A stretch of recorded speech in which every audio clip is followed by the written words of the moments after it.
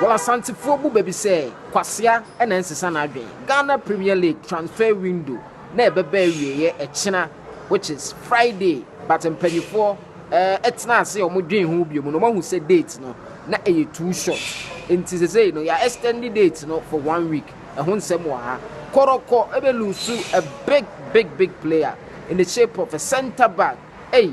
Now, with few days to close the transfer window, play Obeko, and also better than the transfer. No, my home 70 saying, and then the contract no, so I can saying, I can 2 weeks ago, and ne was supposed to be, and as I said, China was supposed to be the deadline day. No, they say, when you breed a crack, if you am paid for the phone, now you take a decision. Then you know, when some why player being who has some making, Nina, when some, Ewa Hasea, ya de Ebro, if you have say. Now, Kumasi Asante Kotoko Agadas Sikano Koroko Achuro Akoma FIFA Koroko Chesi Ala Alifono Ala Ali Bengazi somebody can only beto Agadas Koya Washa see a Champions League cry.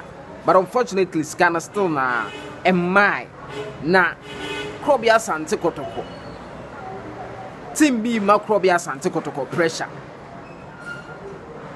Yes. Team no air require for the onward transfer fee on Agadas. But Kotoko scan also yam be told. Intina also Kotoko the pressure and also a kojina ala alifono. So ala alifono send you a message Kromon reply. That's according to information I Kotoko for the Babonti. Intiama Kotoko actual coma FIFA. Scar worth about 200,000 USD.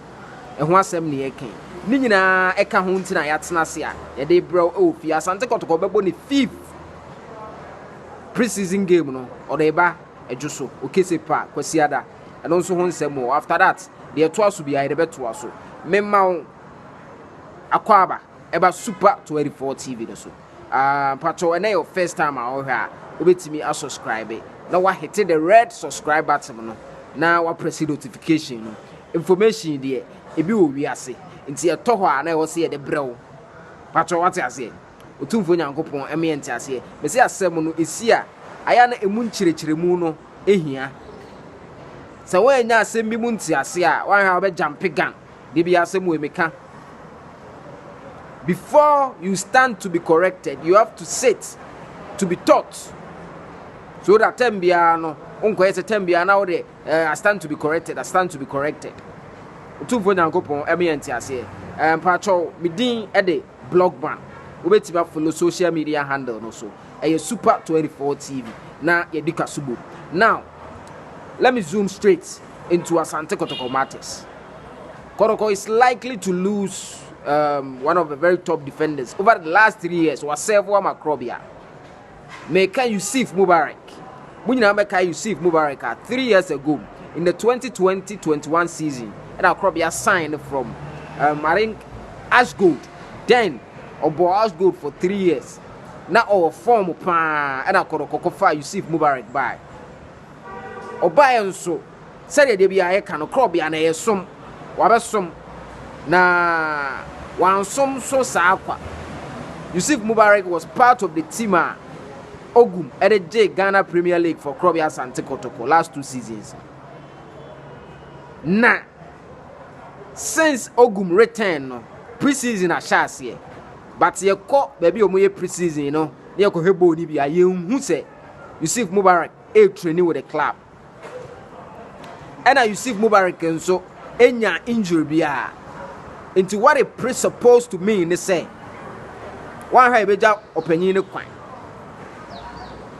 and ye bowra mun so kakra no Yusuf Mubarak contract akabe 2-3 weeks na expire ebe expire in September, in the middle of September, and the contract with Asante Kotoko ebe wie enti se say no is either say obextend the contract na Makrobia Asante Kotoko na Krobia ton na Krobia nya bibi kakra wo no so ana say contract na run next month mu na eso a na ye gya no kwan ekobasa Krobia nya hwe in the next few days in be determined, but per the arrangements ne die any training na yakohwe me se Koroko achire ho no omko fa boy bi by downi Sambeka new guy Kotoko assign on. And already Kotoko achire ho no. Say the call shots. Henry Ansu from Rekum Chelsea. And the ITU guy Awaba, which is Nuruddin Mohammed Yusuf. Yusuf Mubarak ko and Yusuf Nuruddin Mohammed and so weba. Enti no na magidie ne yakwa se wan hwa Yusuf Mubarak the season we. Ye hu so obedon ne krob ya Asante Kotoko. Shirt no. Asam no ehu pa. Me de me gidi se the etie bia no. Ye extend the contract. Nanka in the next 2 weeks here that ni so na club ani aton ni enya kakra podwe. I don't know what you think. Si ebe jana mana kosa nso de a empanyfo decision.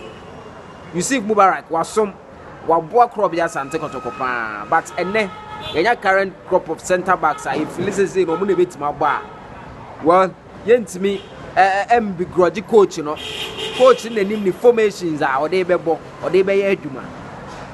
Enti me de bia me kase September no senior citizens are more me. Sa wo adwumakuo bim na e bia opportunity bia ba na wo ko ba bia na so wo feel say adwuma why ya che wa bra gate no o kwa you don't bang the gate. Dwumakuo no eni kwan say dwumakuo no etu gate no upie ya no atum kwanyan e na wo nso upie ni kwan say utum kwanyan o September no montam no yenya a very mutual respect between you two. A policy enya football nko but adwuma bia wo ye bia wo free wa don't bang the gate e na adwuma no nso ni kwan say adwuma no bang gate no obi nim tem bia obi hi obi da ache nti no ni Yusuf Mubarak na Kotoko Ghana Premier League no transfer window we kai said the last time if ye ya na me mu dim komo league aye nya nhase ye wo say the transfer window wa close no and na nwumere ya na o de information ba abonten say I say there o ma extended for 1 week until Friday next week 8th of September and you be close your transfer window. It's a piece of good news and my breeding ground kakra my breeding space because untimi nkoye nyoma mfa nhye nipa konsa Premier League na ye bo no Premier League ye ura season no but still na omuntu omo transfer windows no because omo feel say Europe no ye season na say 1 month and ye dey settle until in the first month no bit me kranya injury ni ade until fast and no better say Chelsea akosan ayi ho ahwan palm bi youth Man City player bi Chelsea for so buswa no more sign Kotoko na sign anka Kumasi nsenjofo for asomu Chelsea sign no sign but enye Chelsea asem ne eka Chelsea go to sign and still Chelsea sign ko sign junior ho ahwan bi free Brazil so but nyamene no kranim ye football na ye no ha de yenye ni sa idea no was never the way to go. So we league season in Shase was what close to transfer window. And no beboa Kotoko, Safu Taylor, Evisopoku and Clinton. Yeah, there are a few players on contract who also moko but because of senior my chinchine no. Safu Taylor say clubs me na aba. Karela. Enna Great Olympics. Me cry they make Great Olympics information I mean free was almost o manya na answer. But ono insist say the 1 year contract na aka no.